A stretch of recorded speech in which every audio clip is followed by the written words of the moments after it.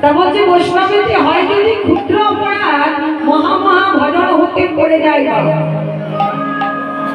এই যদুবংশের অপরাধ কি হয়েছিল জানেন?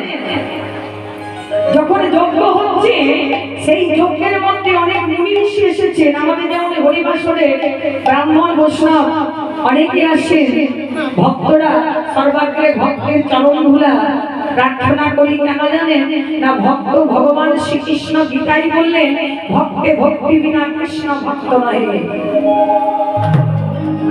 যেমে ভক্তা জনা পার্থ নবী ভক্তাস্ততে জনা মদ ভক্তনঞ্চ যেমে ভক্তাস্ততে ভক্তন্তমামতা।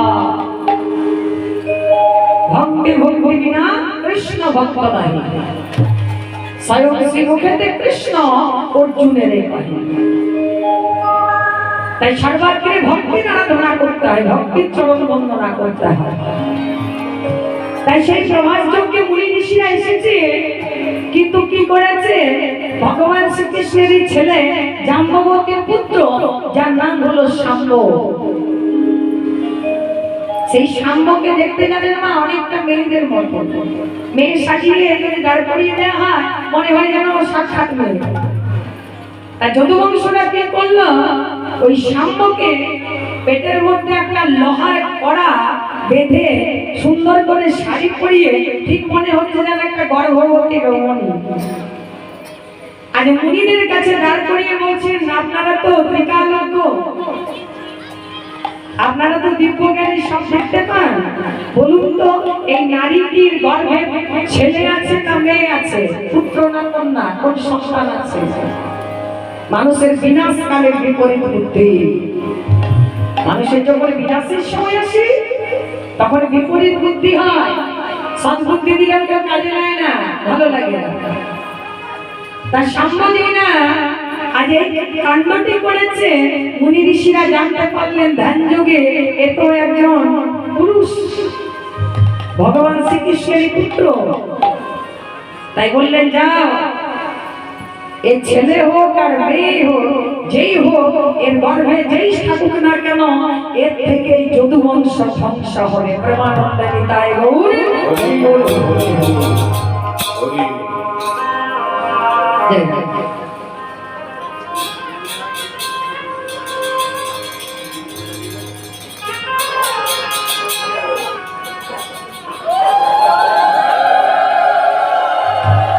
যেই না বলেছে অমনি তাড়াতাড়ি করে আর শাম্বর পেটে থেকে কড়াটিকে খুলে নদীর জলে ঘষতে ঘষতে ঘষতে ঘষতে সেটা থেকে ফেনা হলো। সেটা যখন ঘষে ঘষে লোহার পাত সামান্য সমুদ্রের জলে ছুঁড়ে ফেলে দেওয়া হলো। সেটা একটা বোয়াল মাছে খেলো। সেটা নিয়ে গেল কে?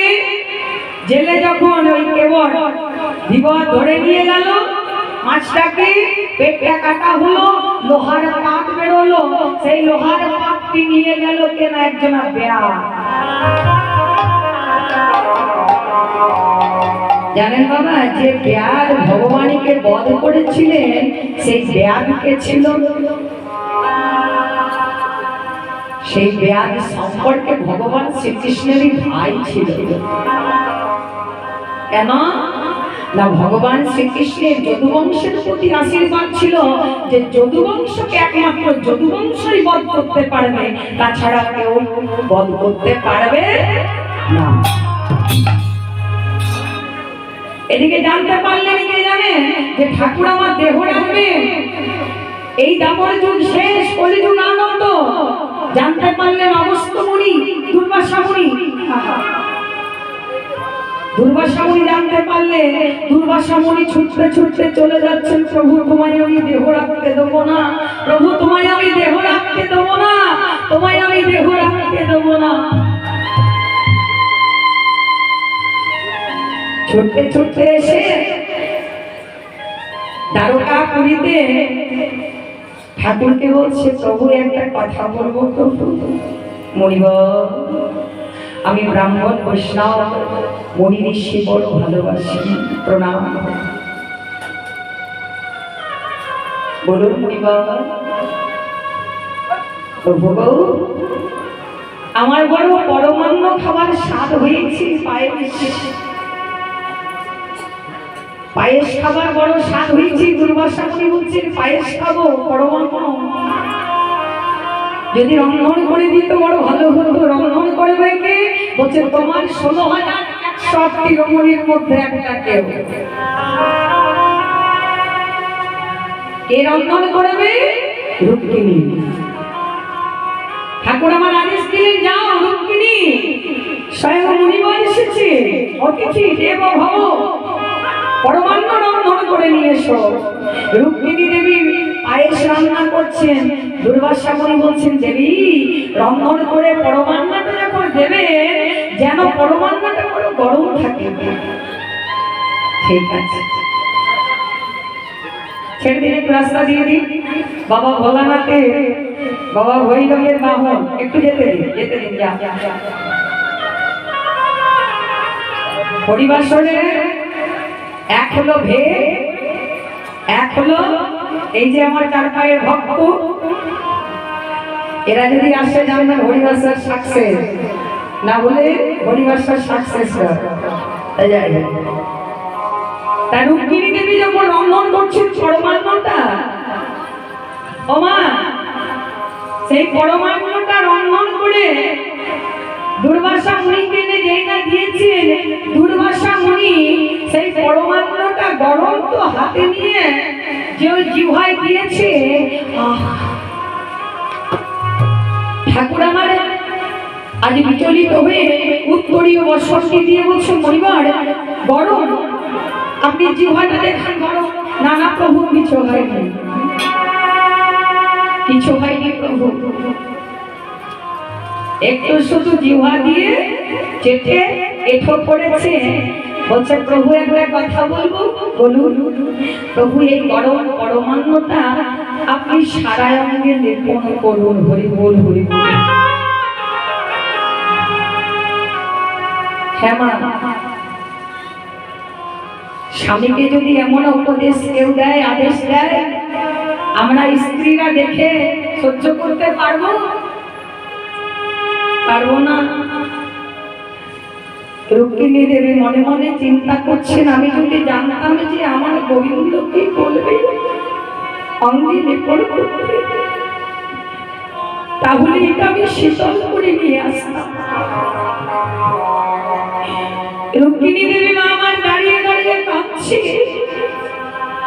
আর ভগবান দেখলেন কি না, মুনির আদেশ সেই গরমান পরমান্নটা দিচ্ছি আমি সর্ব অঙ্গে লেপন।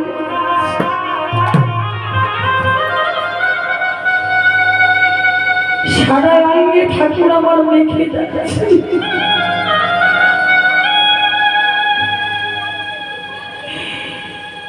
সারা অঙ্গে ঠাকুর আমার মারছে। রুক্মিণী দেবী দাঁড়িয়ে দাঁড়িয়ে অধৈর্য রেখে দেখেছে।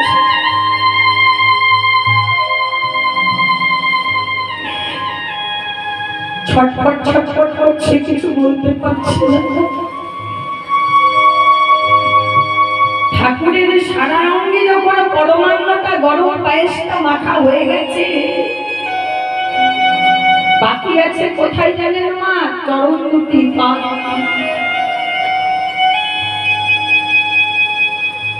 ঠাকুর আমার বলছেন মুনিবর আমার সর্বাঙ্গে পরমান্ন লেপন করা হয়ে গেছে। পরিবার কৃষ্ণ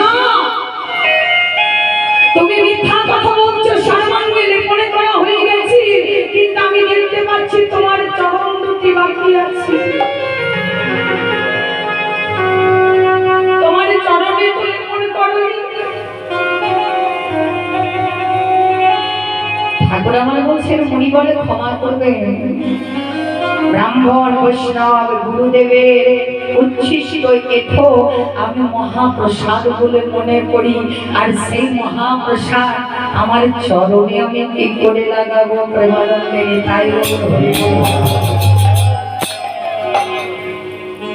যার জন্য আমি সর্বাঙ্গে লেপন করেছি, চরণে আমি লেপন করবো না। সর্বাঙ্গে লেপন করেছি কিন্তু চরণে লেপন করবো না। দুর্বাসা মুনি বারবার করে বলছে প্রভু তুমি চরণে লেপন করো, তুমি চরণে লাগাও।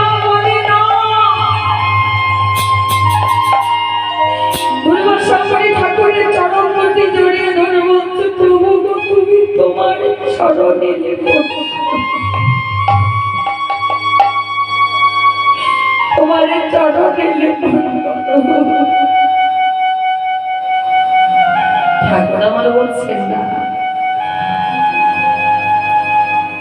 দুর্বাসা মুনি বললেন, প্রভু আমি মনস্থির করেছিলাম এই দাপর যুগে তুমি বললে দেহ রাখবো, আমি তোমায় দেহ রাখতে দেবো না। ভগবানকে অভিশাপ দিয়েছি জরা ব্যাধের হাতে মরবে। দুর্বাসা মুনি জানতো জরা ব্যাধ কোথায় মারবে, ওই চরণে। আর সেই জরা ব্যাধ যখন তীরটা মারবে, আমি যদি ঠাকুরের চরণ দুটি নিয়ে আমার এই পরমান্ন উচ্ছিষ্ট পায়েসটা লেপন করিয়ে দিতে পারি, তাহলে পুরো দেহটার সাথে সাথে চরণ দুটিও বজ্রের মতো হয়ে যাবে শক্ত। তাহলে আর ওই তীর ওই বাণ ঠাকুরের চরণে লাগবে। ঠাকুর আমার বলছে, শনিবার আপনার প্রয়াস ভুল ছিল না, কিন্তু দেহ যখন আমাকে রাখতে হবে তখন রাখতে হবে। তাই ঠাকুরের সমস্ত দেহটা বজ্রের মতো হলো ওই উচ্ছিষ্ট পরমান্নে। যেহেতু চরণে লেপন করলো না বাবা, ঠাকুরের চরণ দুটি ফাঁকা রয়ে গেল, কাঁচা রয়ে গেল। আজ ওই জোড়া ব্যাগ সে কি করলো, হরিণ মনে করে যেই না শব্দভেদী গান নিক্ষেপ করেছে, ঠাকুরের চরণের তলায় গিয়ে লাগলো সেই বাপ।